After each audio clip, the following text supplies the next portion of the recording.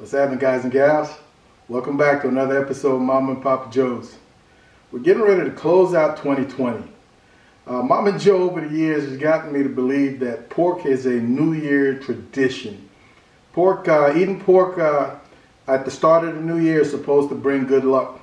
And with all the bad luck this world has had during 2020, I want to do my part to make sure that we start off 2021 on the right track. So we're going to be looking at doing some pork today. We're looking at actually pork shanks, the little shanks off of the front leg of the hog. If this is your first time stopping in, we really appreciate it. I think you're going to enjoy what you see. Don't hesitate to hit that subscribe button before you leave.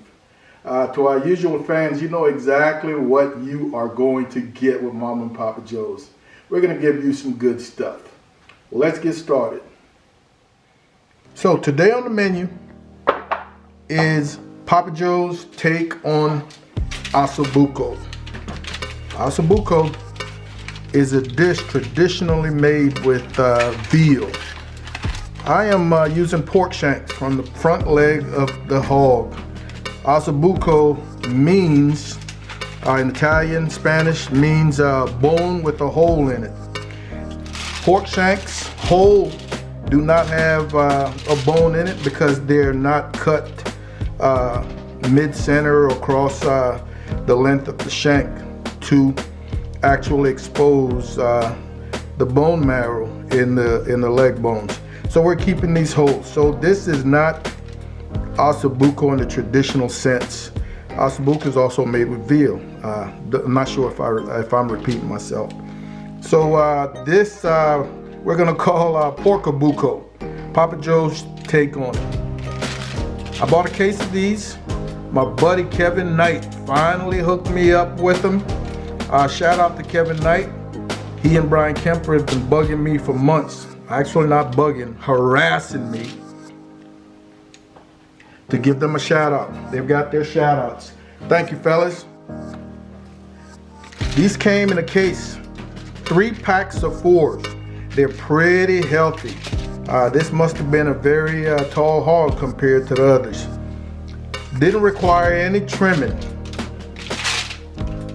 Because this is a working muscle in the leg, like anything else of that nature, very tough meat, requires long, slow cooking. We're gonna smoke these on the Traeger for some 2 hours, and then we are going to braise them. Everything on the Traeger. This is traditionally cooked on the stove and then in the oven. We're gonna do everything on the Traeger. I'm starting off with some simple sweet paprika. It's gonna really help these get that nice colors.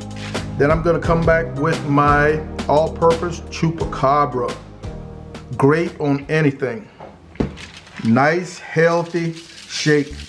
I didn't put a binder of any sort. Not necessary.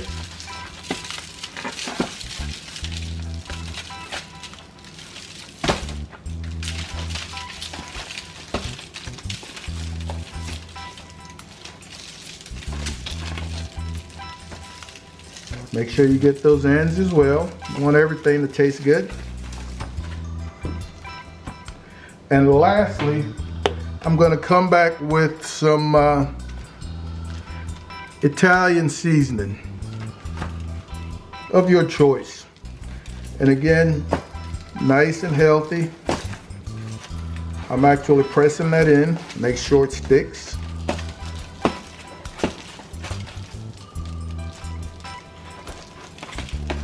All right, we're now going to head outside, get our pit preheated, and drop these. All right, so today we're cooking once again on the Timberline 850.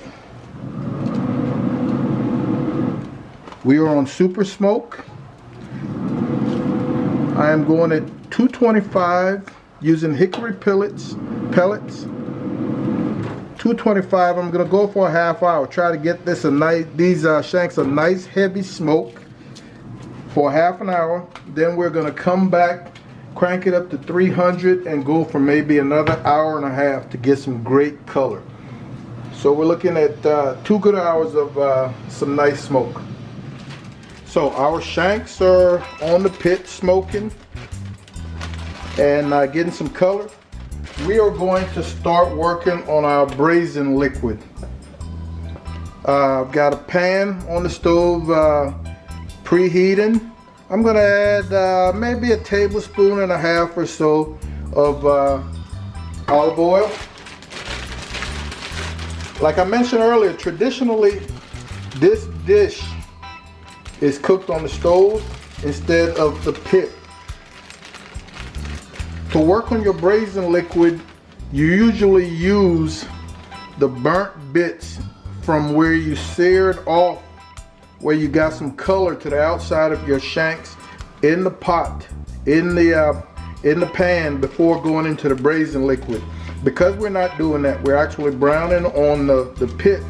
I've taken some leftover beef rib trimmings, and I'm going to try to get the same thing accomplished. I'm going to brown these just to get those brown bits that I want to use as a base for my braising liquid. A couple of 5 small pieces. All I did was dry them off and dredge them in some seasoned flour. We're going to give these about 5-7 minutes, flip over, and continue. Alright, here we are, about 12 minutes. Got some nice color to these trimmings, and man, some nice brown bits. You want to be careful that you don't burn them, otherwise they can become bitter. So now we're going to go into our pot with the oil and the brown bits from those trimmings with the trinity. We've got onions, bell peppers. This is 1 large onion, 1.5 large onion, and 1 bell pepper. I use a half red and a half green. Here's my celery to complete the trinity, and I'm also adding some carrots. We're going to give this a good 7 to 10 minutes to let these veggies soften up and the onions become translucent. Alright, our veggies have softened. Our onions are translucent.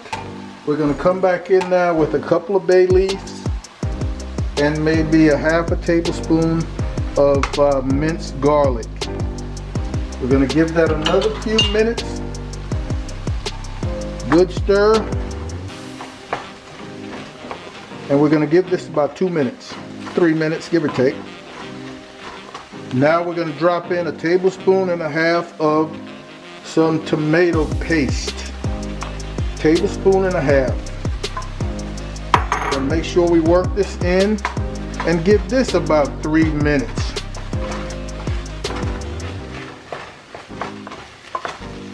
When you notice that things are starting to dry out and that tomato paste is starting to stick to the bottom, it is time to start deglazing this pan. And deglazing takes the liquid. I'm going to add about 2 cups of a good drinking red wine. 2 cups is about a half a bottle. What the heck?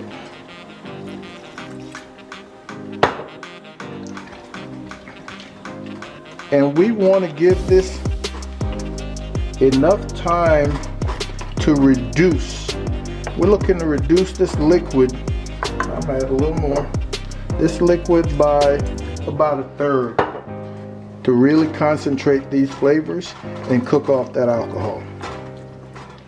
Alright, we have thickened up just a hair, a good indication that we have started to reduce nicely. I'm going to come back with just a hint of seasoning. We haven't done any seasoning yet. Alright, a little black pepper. And you can use just salt and pepper. I'm going to use pepper and just a sprinkle more of my chupacabra. Remember, you don't want to start salting heavily this early because this is going to reduce. So take it easy on the salt. You can always add salt in the end, but you can't remove it. So a little seasoning. Then I'm going to come back with 3 cups of pork stock. If you don't have pork stock, you can use chicken stock. I made pork stock out of my Miner's pork base. I use 1 tablespoon of that pork base to 3 cups of water to create a nice savory pork stock.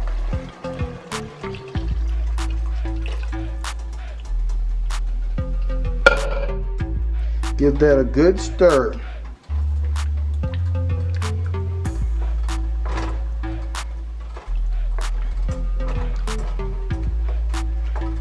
I'm going to bring this back to a boil and turn my fire off until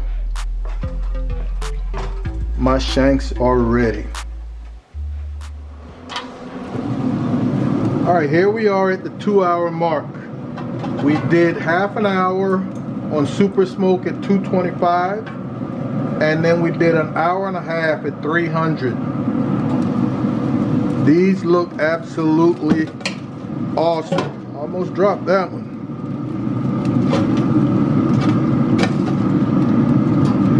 We're going to take these inside and add the braising liquid, then bring them back out here to finish. Man, these look absolutely delicious. Smell great. Some nice smoke to them. Nice color. So our braising liquid is hot.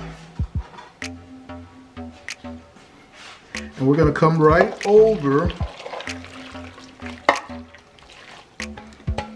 I even decided to put those pieces of pork that I used earlier back in there. I'm going to get everything out of this. So we're going to cover this up really tightly.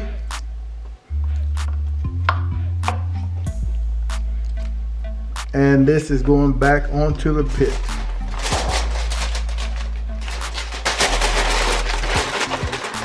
Exactly 2 hours on the pit.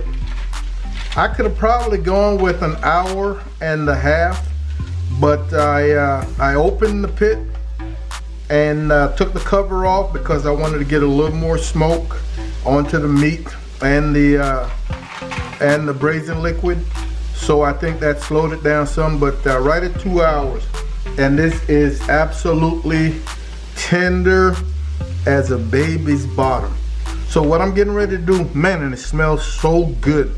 What I'm getting ready to do is I'm going to remove each of the shanks. I'm going to strain the liquid and create a nice gravy. Well, all right, guys and gals, I think we've got everything ready. I don't know that I should be left alone very often. I'm going to try to plate this halfway decent, but we've got some nice mashed potatoes, a little fried cabbage with a little bacon,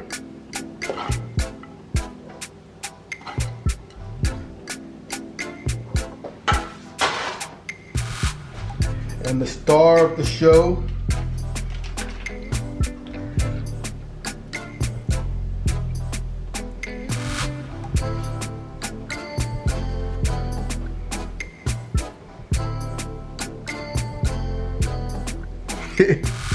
don't laugh at this. Might not look great, but she's gonna be tasty. And some of that gravy that I removed the veggies and I strained out. Oh my goodness, and that is absolutely beautiful.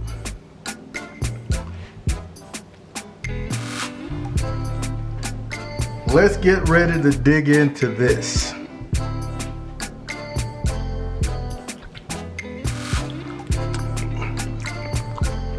Oh my goodness.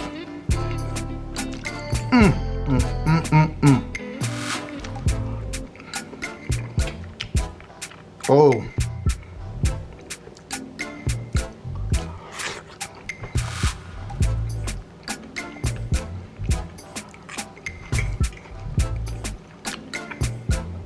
Nice little smoke flavor.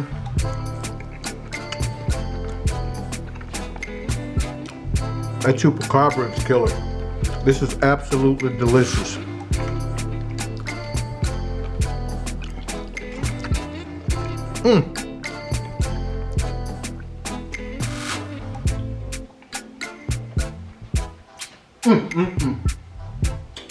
All right, ladies and gentlemen, thank you very much once again for hanging out with Mom and Pop Joe's. Another good cook in the book. Again, guys and gals, this is not something that's hard to do. Wasn't very labor intensive.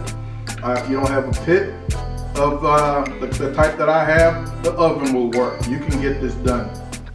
I want everybody to take care of themselves. Be safe tonight.